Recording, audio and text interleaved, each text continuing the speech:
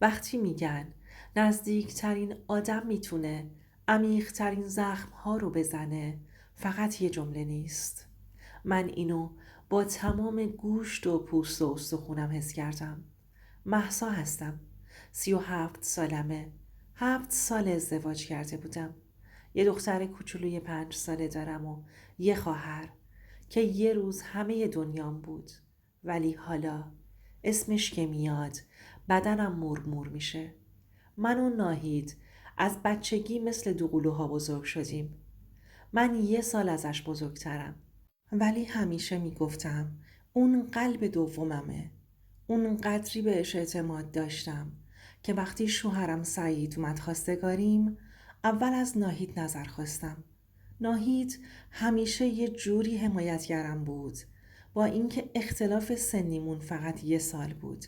حتی وقتی با سعید نامزد کردم، ناهید کسی بود که رفت بازار و لباس نامزدیمو با سلیقه خودش انتخاب کرد. می گفت تو باید بدرخشی، این عشقته. زندگیمون سخت شروع شد. من و سعید خیلی چیزا نداشتیم. یه خونه اجاره‌ای کوچیک تو پایین شهر. ولی با عشق همه چی برام شیرین بود. اون سالها ناهید هنوز مجرد بود و اکثر روزا می اومد خونمون. برامون غذا می پخت، کمک می کرد. حس خونمون گرمتر می شد وقتی می اومد. تا اینکه باردار شدم. اولش خیلی خوشحال بودم. اما کم کم مشکلات شروع شد. اول تهوعهای شدید، بعد افت فشار و ضعف عضلانی. دکتر گفت بارداریم پرخطره. مجبور شدم ماه‌ها استراحت مطلق داشته باشم. بعد از زایمان هم افسردگی بعد از زایمان گرفتم. یه روزایی بود که فقط گریه می کردم بدون دلیل. بعد از اون بدنم شروع کرد به واکنش نشون دادن. درد مفصل، خستگی مزمن، تب‌های بیدلیل. آخرش تشخیص دادن که بیماری خود ایمنی دارم. یعنی سیستم ایمنی بدنم به جای دفاع به خودش حمله میکنه. اون روزی که دکتر گفت باید بستری شی، اولین چیزی که به ذهنم رسید بچم بود. دخترم فقط 2 سالش بود. مامانم دیگه پیر شده بود و مریض احوال. به سعید گفتم چی کار کنیم؟ گفت ناهید بیاد کمک، بهش زنگ بزن. و من با اعتماد کامل خواهرم رو صدا زدم. اون روز فکر می کردم دارم از نجات دهندم کمک می گیرم، ولی نمی دونستم که دارم در جهنم رو با دستای خودم باز می کنم. بستری بودن تو بیمارستان از لحاظ جسمی سخت بود، ولی سخت‌تر از اون تنهایی روانی بود که تجربه می کردم. هر شب ساعتها به سقف خیره می شدم و فقط به دخترم فکر می کردم. سعید هفته‌ای چند بار می اومد، ولی رفتارش عوض شده بود. سرد، بی‌حوصله، مثل کسی که منتظر یه چیزی تموم شه. ناهید گاهی تماس تصویری می گرفت با دخترم، با خودم. می گفت نگران نباش مهسا، این خونه بدون تو سوت و کوره. من فقط دارم کمک می کنم تا همه چی مرتب بمونه. بعد از 40 روز مرخص شدم. از بیمارستان که اومدم بیرون حس می کردم یه چیزی تو فضا عوض شده. وقتی رسیدم خونه دیدم همه چی تمیزه. دخترم خوابیده و ناهید مثل همیشه با لبخند گفت خوش اومدی آبجی جونم. اما یه چیز تو نگاه سعید فرق کرده بود. اون نگاهی که قبلاً پر از عشق و نگرانی بود، حالا شده بود یه نگاه خنثی، سرد و خالی. سعی کردم بی تفاوت باشم. خودمو زدم به ندیدن. ولی شبها وقتی توی تخت دراز می کشیدم و اون سمتش اون طرف بود، موبایلشو چک می کرد. یواشکی بیرون می رفت. همش دلشوره داشتم. فکر می کردم شاید هنوز از مریضی می ترسه. تا اینکه یه شب ساعت نزدیک 2 نصف شب گوشیش زنگ خورد. صدای ویبره گوشی روی میز بغل تخت منو از خواب پروند. گوشی رو برداشتم که صداشو قطع کنم که یه پیام اومد. دلم برات تنگ شده عشقم. میشه امشب ببینمت؟ قلبم ایستاد. فکر کردم اشتباهی اومده، ولی فرستنده ناهید بود. به خودم گفتم اشتباه میکنم. رفتم توی چتها پر از پیام‌های عاشقانه، صدای ضبط شده، عکس‌های 2 نفره و بدتر از همه عکس ناهید با لباس خواب من توی اتاق خواب خودم. اون شب دنیا برام تموم شد، ولی من هنوز زنده بودم. صبح سکوت کرده بودم. به روی هیچ کدوم نیاوردم. بچه‌مو بردم خونه مامانم. گفتم حال روحیم خوب نیست. برگشتم خونه. ناهید مشغول درست کردن صبحانه بود. اونقدر راحت و ریلکس رفتار میکرد که انگار نه انگار. کشیدمش تو اتاق، درو بستم و گفتم ناهید، من دیشب پیامهاتو دیدم. خون از رو صورتش پرید. چند ثانیه به هم زل زد. رنگش مثل گچ شده بود. بعد زد زیر گریه. ولی نه اون گریه‌ای که از ته دل پشیمونی باشه. نه اون گریه‌ای که آدم لو میره میکنه. با صدایی لرزون گفت مهسا، به خدا اون لحظه ها خیلی سخت بود.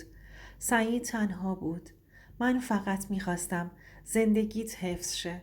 قسم میخورم فقط یه سیغه موقت بود تا تو خوب شی. نفسم بند اومده بود. گفتم با لباسای من، تخت من، جلوی بچم، اسم اینو میذاری کمک؟ اون ساکت شد.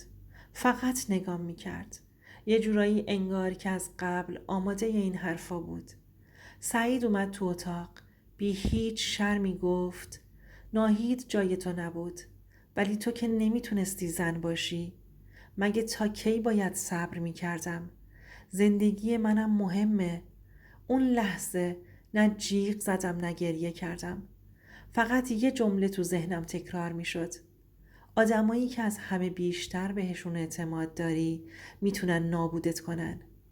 اون روز هیچ چیزی نگفتم. نه فوش، نه دعوا، نه گریه. فقط رفتم تو اتاقم و در رو بستم و تا شب همونجا نشستم. تو تاریکی زل زده بودم به دیوار. شاید چند ساعت فقط یه جمله تو ذهنم تکرار می شد. چرا؟ چرا ناهید؟ چرا سعید؟ چرا من؟ چند روز بعد بدون سر و صدا وسایلم رو جمع کردم. رفتم خونه مادرم. بهش چیزی نگفتم. فقط گفتم زندگیمون به مشکل برخورده. تا اینکه یه شب مامان دید حالم بده. از زبونم کشید بیرون. گفتم همه چیو گفتم. خشکش زد. گفت ناهید همچین کاری با تو کرده؟ نه بابا، محاله. ناهید که همیشه عاشق تو بود. باست جونشم میداد. اما فردای همون روز مامان خودش زنگ زد به ناهید. رفت خونمون. برگشت با چشمای ورم کرده. گفت آره، همه چیو تایید کرد. حتی گفت که خودش نخواست چیزی بگه که حالت بدتر شه. اون روز فهمیدم بعضی آدما حتی توی خیانت هم خودشون رو قهرمان میدونن. 2 هفته بعد رفتم دادگاه. طلاقمو گرفتم. سریع و بی حرف. سعید هیچی نگفت. نه عذرخواهی، نه پشیمونی. فقط گفت امیدوارم خوشبخت شی. چند ماه گذشت. یه روز دخترم اومد خونه و گفت مامان، خاله ناهید دیگه خاله نیست. بابا بهش میگه عزیزم. دنیام دوباره خراب شد. پرسجو کردم. فهمیدم عقد دائم کردند.